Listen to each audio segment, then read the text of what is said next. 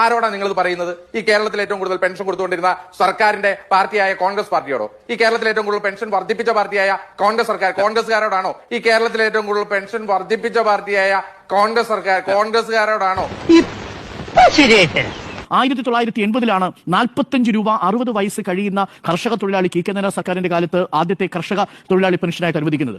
അതിനുശേഷം 82 ആ സർക്കാർ വീണു.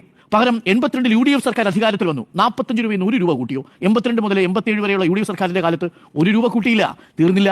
87 കെ നായനാർ മന്ത്രിസഭ വീണ്ടും വരേണ്ടി വന്നു. 45 രൂപയിൽ നിന്ന് 60 രൂപയായിട്ട് ആ പെൻഷൻ വർദ്ധിപ്പിക്കാൻ. അതായത് 45 രൂപയായിരുന്ന പെൻഷൻ 60 രൂപയായി വർദ്ധിപ്പിക്കുന്നത്. ആദ്യത്തെ വർധനമുണ്ടാവുന്നത് കെ നായനാരുടെ 1987 സർക്കാരിന്റെ കാലത്താണ്. ആ സർക്കാർ 92 പോയി, UDF വന്നു.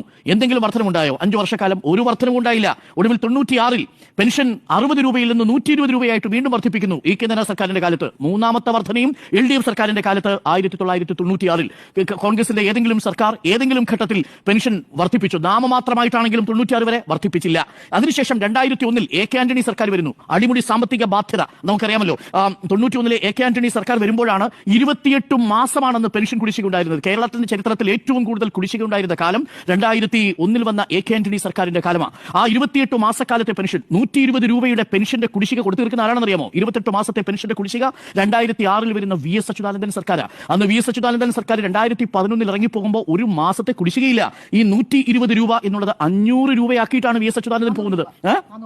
വർധന ഉണ്ടാവുന്നു. 120 നിന്നാണ് വർധന ഉണ്ടാവുന്നതെന്ന് ആലോചിക്കണം. അപ്പോൾ 2011 വരെയും UDFന്റെ സർക്കാരിന്റെ ഒരു സർക്കാരും 1 രൂപ പോലും ആ അർത്ഥത്തിൽ വർധനവ് വരുത്തിയിട്ടില്ല.